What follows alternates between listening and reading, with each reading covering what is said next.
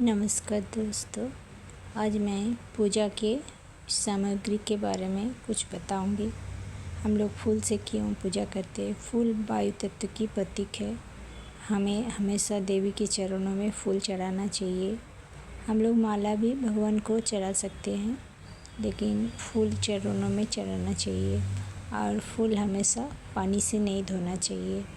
ये फूल हमारे मन का प्रतीक है। हमारा पूजा में फूल हम लोग इसीलिए कि हम लोग मन से भगवान को अपना मन अर्पण कर रहे हैं, ये सोच के। और धूप क्यों जलाना चाहिए। धूप में बहुत सारे औषधीय गुण होती है जो हमारे घर की नकारात्मक ऊर्जा को सोख लेती है। इसलिए धूप में बहुत सारे कर्पूर रहते हैं, उसमें धूना रहते हैं, लोबान रहते हैं और भी बहुत सारा औषधीय गुण के कारण ये हमें बाँस का दिया का धूप कभी नहीं जलाना चाहिए। बाँस नकारात्मक जो धुआं निकलता है उससे एक खराब अशुद्ध वायु निकलता है और बाँस जलाने से वंश का नाश होता है बोलते हैं कोई। इसीलिए बाँस का धूप कभी नहीं जलाना चाहिए। धूप हमेशा ये कोन वाले धूप बाज़ार से ला सकते हैं, या आप धुना जैसे हम लोग जलाते हैं नारियल के इस पे, वो भी जलाते हैं। ज़्यादा धुआं का प्रॉब्लम है तो आप कौन धूप ला सकते हैं, क्योंकि ज़्यादा धुआं हमारे घर को गंदगी भी करते हैं।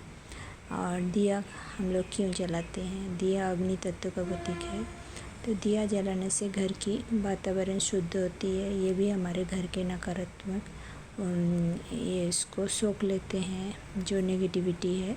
तो घर में जो ख़राब जो स्मेल होता है उसको सोख लेते हैं।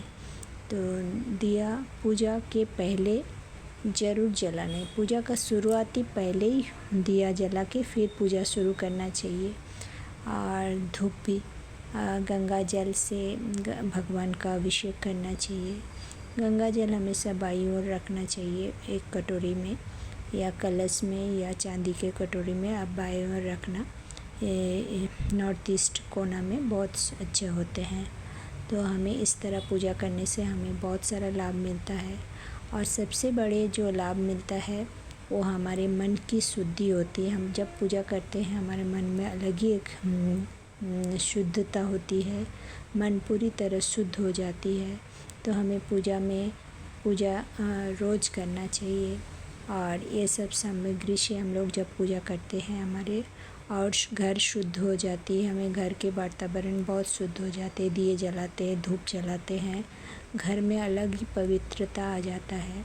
तो हमें पूजा में हमेशा गंगा जल हर घर में होना चाहिए। तो फूल, धूप, दिया, हाँ ये ज़रूरी है। और गंगा जल का होना ज़रूरी है पूजा के लिए। तो भगवान को अब मैं थोड़ा अभिषेक करने के बाद उन्हें वस्त्र पहना के फिर मैं सिंहासन में उन्हें बैठाऊंगी और उन्हें तुलसी पत्र दे के उन्हें नैवेद्य या भोग चढ़ाऊंगी।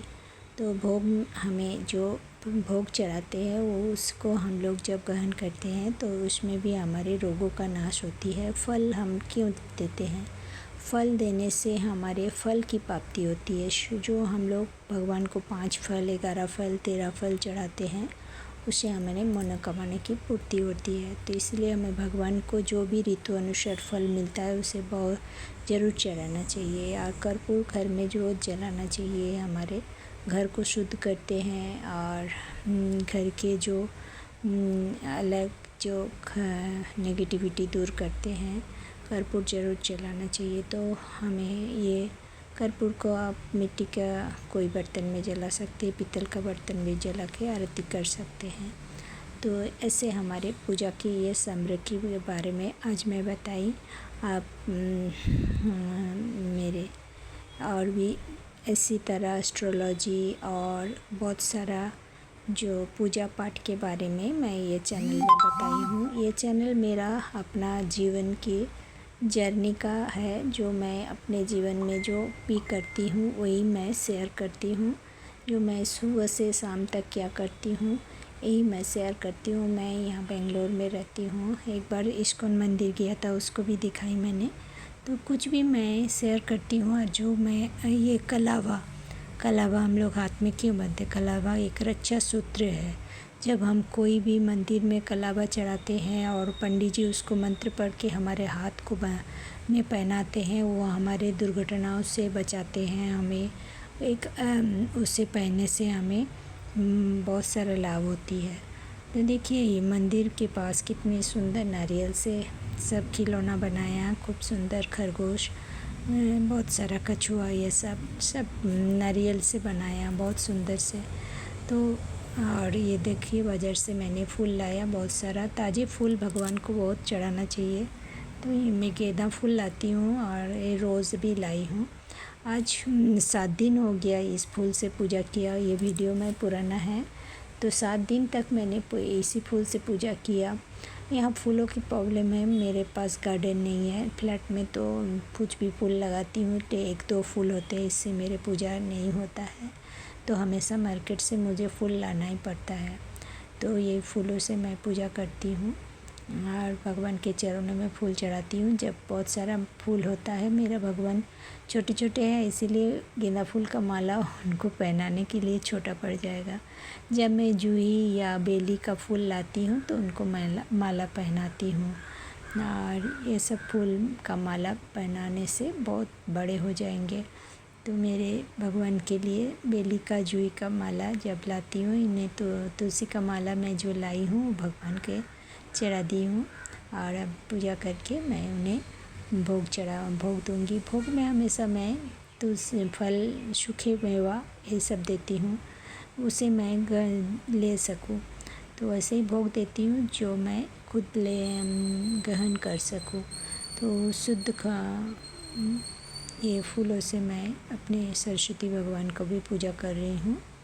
तो कुछ फूल उनके चरणों में दिए और एक फूल उनके ये हृदय शिव जी का पूजा कर ली मैं।